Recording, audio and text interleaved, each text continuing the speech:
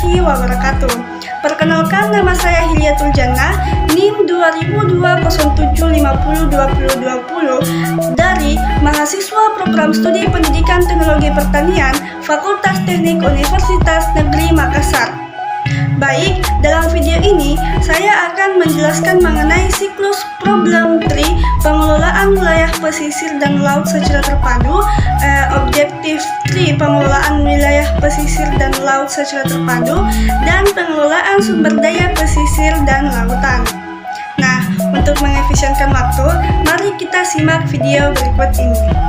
Seperti kita ketahui bahwa masyarakat pesisir dihadapkan pada kondisi ekologis, ekonomis, dan sosial yang spesifik. Oleh karena itu, guna mengetahui persoalan yang ada di Kelurahan Pulau Panggang, Kecamatan Kepulauan Seribu Utara, Kabupaten Administratif Kepulauan Seribu, untuk menganalisis permasalahan yang dihadapi dalam pengelolaan pembangunan pesisir dan lautan secara terpadu, digunakan analisis masalah dengan pohon. Berdasarkan pada gambar 1, diketahui bahwa masalah overeksploitasi sumber daya pesisir di Kelurahan Pulau Panggang disebabkan oleh berbagai hal, baik itu secara langsung maupun tidak langsung.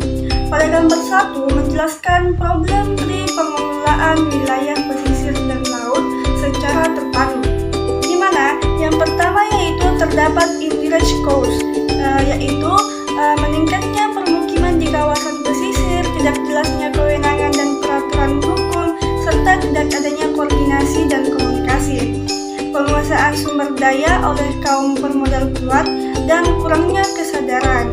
Yang kedua yaitu direct cause, yaitu terdapat pertumbuhan penduduk pesat, konflik pemanfaatan tentang kawasan sumber daya pesisir, kemiskinan masyarakat Kepulauan Seribu, dan tidak tegasnya peraturan dan hukum. Yang ketiga yaitu core problem, yaitu overeksploitasi sumber daya pesisir. Adapun yang keempat yaitu efeknya, di mana yang pertama degradasi lingkungan, meningkatnya konflik pemanfaatan dan kewenangan, hasil tangkapan penerimaan menurun, kesejahteraan masyarakat menurun, ketidakpastian hukum dengan pengelolaan, dan intrusi air laut, tenggelamnya pulau-pulau kecil di Kepulauan Seribu.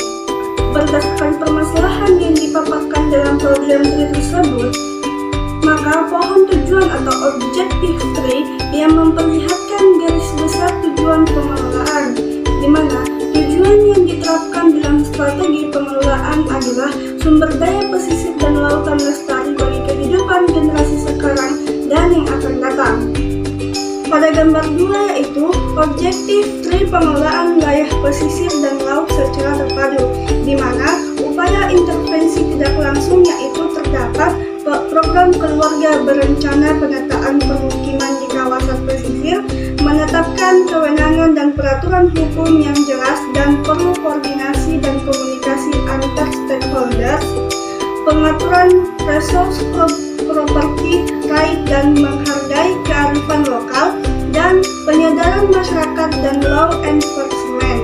Yang kedua yaitu upaya intervensi langsung, di mana terdapat membatasi populasi warga yang menghuni pulau tertentu atau daya dukung, menetapkan ruang pemanfaatan sumber daya pesisir, dan adanya perencanaan pengelolaan yang matang, mempertegas aturan tentang kepemilikan sumber daya, dan kesadaran masyarakat memelihara lingkungan dan sumber daya meningkat. Yang ketiga yaitu goal atau objektif, di mana terdapat sumber daya pesisir dan lautan lestari. Dan yang keempat yaitu ultimate goal, di mana terdapat degradasi lingkungan dapat dicegah, variasi strain ikan beragam, hasil tangkapan stabil, dan kesejahteraan masyarakat terjamin, dan kepastian hukum dalam pengelolaan. Adapun gambar 5 yaitu pengelolaan sumber daya pesisir dan lautan. Kelembagaan pengelolaan sumber daya pesisir. Secara skematik, aspek pengelolaan sumber daya pesisir dan lautan dapat disederhanakan pada gambar tersebut, di mana yang pertama yaitu terdapat koordinasi dalam tim PWPLT atau pemulihan terumbu karang dan mangrove. yaitu Departemen Kelautan dan Perikanan, Departemen Dalam Negeri, Departemen Kehutanan, dan Departemen Hubungan, di mana terdapat konsep PWPLT dalam tataran nasional dan peraturan pemerintah. Yang kedua yaitu koordinasi dalam tim PWPLT provinsi, yaitu Bapeda Provinsi, Dinas Perikanan dan Kelautan, Pengelolaan Taman Laut, Dinas Perhubungan, Dinas Pariwisata, dan dinas terkait lainnya, di mana terdapat PWPLT pesisir provinsi, DPRD provinsi, dan Perda. Yang ketiga yaitu koordinasi dalam PWPLT kabupaten atau kota, yaitu Bapeda Kabupaten atau Kota, Dinas Perikanan dan Kelautan, dinas dan dinas terkait lainnya, di mana terdapat PWPLT Kabupaten Kepulauan Seribu, DPRD Kabupaten atau Kota, dan Perda. Dan yang keempat yaitu koordinasi dalam PWPLT, yaitu Bapeda Kabupaten atau Kota, Dinas Perikanan dan Kelautan, dinas dan dinas terkait lainnya, di mana terdapat PWPLT Kawasan Pesisir dan Gugus Pulau, dan Perda atau SK Bupati. Dalam implementasi pengelolaan pesisir dan lautan terpadu di Kelurahan Pulau Panggang, tentunya dibutuhkan koordinasi lembaga yang terlibat, di mana setiap lembaga memiliki peran, yaitu sebagai berikut. Yang pertama yaitu Kantor Menek LH atau Bapeda, di mana perannya yaitu mengkoordinasi kebijakan pengelolaan lingkungan pesisir dan programnya.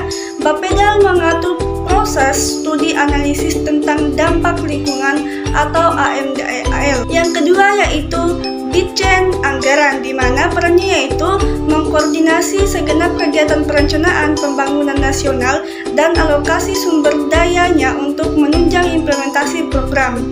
Yang ketiga yaitu Depdagri atau Dirjen Bangda, di mana perannya yaitu mengkoordinasi segenap kegiatan perencanaan Bangda termasuk pembangunan sektor kelautan dan daerah.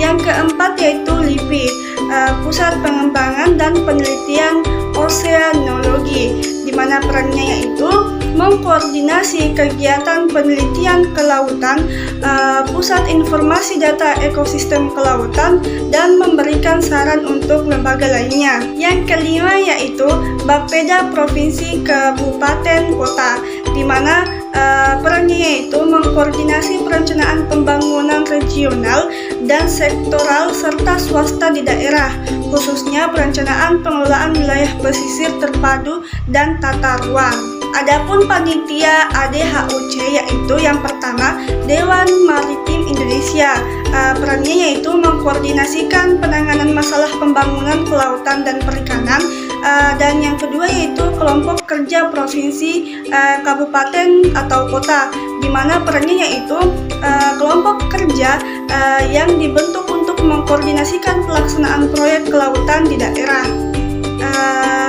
Adapun lembaga sektoral yaitu yang pertama Departemen Kelautan dan Perikanan, perannya yaitu mengelola, mengembangkan dan mengatur kegiatan perikanan di wilayah pesisir dan lautan, pengelolaan terumbu karang dan pulau-pulau kecil, kawasan konservasi laut dan lain-lain.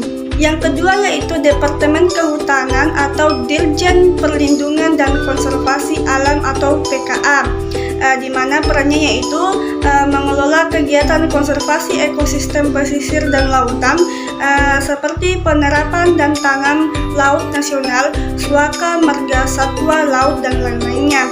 Yang ketiga yaitu Departemen Perhubungan atau Dirjen Perhubungan Laut, perannya yaitu bertanggung jawab dalam mengelola laut sebagai media transportasi penanggulangan pencemaran laut. Yang keempat yaitu Departemen Pertambangan dan Energi atau Dirjen Minyak dan Gas, perannya yaitu mengelola berbagai aktivitas yang berhubungan dengan eksplorasi minyak dan gas bumi di wilayah pesisir atau onshore dan lepas pantai atau offshore. Dan yang kelima yaitu Departemen Pendidikan dan Kebudayaan, di mana perannya yaitu bertanggung jawab dalam pengembangan sumber daya manusia di bidang kelautan dan penelitian. Keenamnya itu TNI AL, di mana perannya yaitu pengamanan batas teritorial laut. Ketujuh yaitu Departemen Perdagangan dan Perindustrian. Perannya yaitu pengaturan berbagai kegiatan pengembangan industri di wilayah pesisir dan lautan, termasuk dalam hal penanganan limbah industri. Yang kedelapan yaitu Departemen Permukiman dan Penyiapan Prasarana Pengembangan Wilayah. Perannya yaitu mengelola segenap kegiatan di bidang rekayasa pantai seperti pembangunan infrastruktur dan pencegahan erosi pantai dan lain-lainnya. Yang kesembilan yaitu Departemen Pariwisata. Perannya yaitu mengelola dan mengembangkan kegiatan pariwisata pesisir dan lautan. Yang kesepuluh yaitu Dinas Kelautan dan Perikanan, di mana perannya yaitu melaksanakan perencanaan dan program daerah di bidang kelautan dan perikanan, serta melakukan tugas pembantuan dari Departemen Kelautan dan Perikanan. Dan yang ke-11 yaitu Menteri Negara Koperasi dan Pengusaha Ekonomi Lemah, di mana perannya yaitu pengembangan usaha berkooperasian di Indonesia, khususnya koperasi-koperasi perikanan di desa-desa pantai. Baiklah, itulah penjelasan atau pemaparan yang sempat saya sampaikan. Lebih dan kurangnya mohon dimaafkan. Wabillahi taufiq wal hidayah. Wassalamualaikum warahmatullahi wabarakatuh.